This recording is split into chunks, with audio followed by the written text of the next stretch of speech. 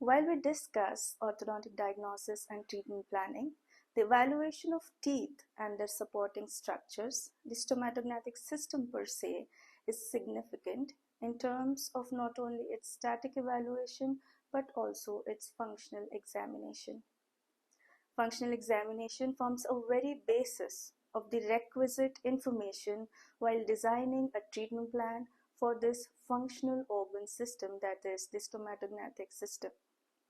This functional analysis is distributed at three major areas which guard and guide the stomatognathing function, mainly the dentition and its operation between the postural rest position and maximum intercuspation, the temporomandibular joint and its operation between the opening and closing movements of the mandible, and the orofacial musculature and its operation in regulating the above structures. The goal of functional analysis rests in evaluating and differentiating normal function and dysfunction while examining these three individually and in relationship with one another. In today's introductory class, we are discussing the postural rest position and habitual occlusion. Now, what is the postural rest position and how to determine it? Imagine that this is a functional system, and during function, it changes its position or spatial relation to this. Now, it is to be understood in a functional system that there needs to be one mechanism which takes this system from its rest position to a functional position, and there needs to be one mechanism which brings this system back from its functional position to its rest position. These two mechanisms are opposite to each other.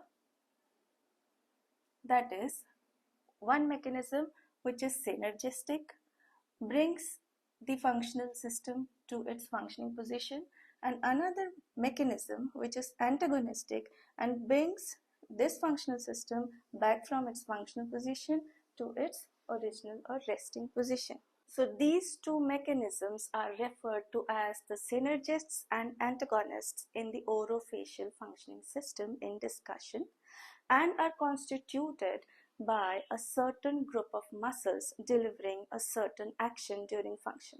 The orofacial functional system in discussion is capable of many different movements like protrusion, retrusion, retrotrusion, hinge movements, from extreme border movements to intra-border movements, and sometimes parafunctional movements. For instance, these are the extreme movements possible and recorded in the sagittal plane, in the coronal plane, and the horizontal plane. The intra-border movements are of particular importance, like chewing, swallowing, speech, yawning. These synergistic and antagonistic mechanisms of every possible movement in the orofacial system, when in balance, which is not in activity, and holding the moving bone, that is mandible, in a position of rest in all planes of space, is the postural rest position. The postural rest position, apart from the muscular health of an individual, is affected by gravity,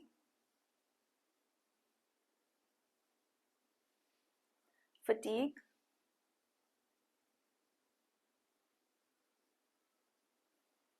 anxiety, and head posture.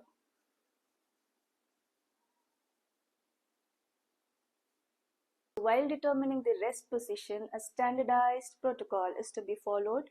The patient should be relaxed.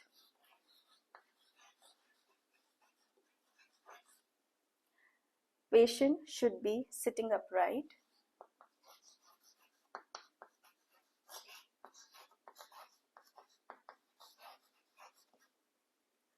The head should be oriented such that the patient looks in a straight line. If this is not possible, the FH plane could be made parallel to the ground. Examiner observing the patient from front and both sides with the eye level same to the patient's eye level. How to bring the mandible in rest position. Muscle exercises.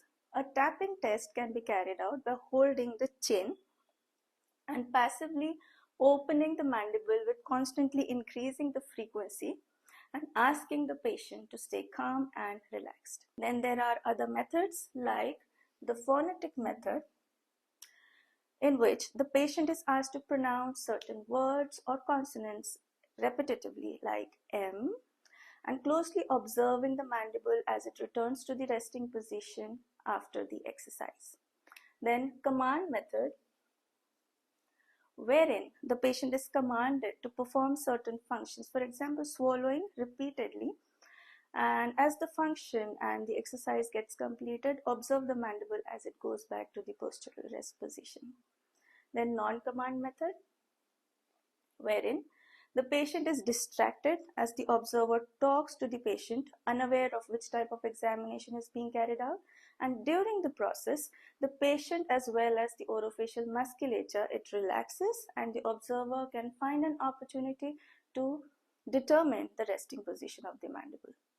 Lastly, the combined method, and which is the most frequently used method, wherein the patient is observed while talking. Some exercises or a tapping test can be administered to relax the musculature. The patient is then distracted as in non-command methods to confirm the prior observation. Checkpoint for postural rest position. Number 1. The postural rest position of the mandible usually lies 2 to 3 millimeters below and behind the habitual occlusion and is recorded in the canine area. The space which can be seen between the teeth, that is the maxillary and mandibular teeth, when the mandible attains the rest position is called the freeway space. Postural rest position checkpoint number 2. Relaxed musculature on observation and palpation, particularly the lips, chin, submental region, temporomandibular joint, and the neck. Now that the rest position of the mandible is observed, determined, and confirmed by examination, it is time to register this position of the mandible in metrics. This step is particularly significant in orthodontic cases where functional correction or functional rehabilitation forms a principal component of the orthodontic treatment plan. There are two most common methods, intraoral and extraoral. Intraoral is a direct method wherein impression material is used, the mandible is held at rest position, and the set impression thus gives a maxillomandibular relationship at rest position. The extraoral direct method, where skin reference points are made on the nose and on the chin. The distance between these 2 points changes between the postural rest position and habitual occlusion. This examination gives the rest position and the difference gives the interocclusal space at rest in metrics. Another extraoral method, which is an indirect one, is the cephalometric registration, where 2 radiographs are recorded in habitual occlusion and in rest position in standardized conditions. Rest position as well as the interocclusal or the freeway space thus can be registered on comparison of these 2 radiographs. Another method is the kinesiographic registration, which needs a special magnetic equipment and registers the maxillomandibular relationship or the rest position 3-dimensionally.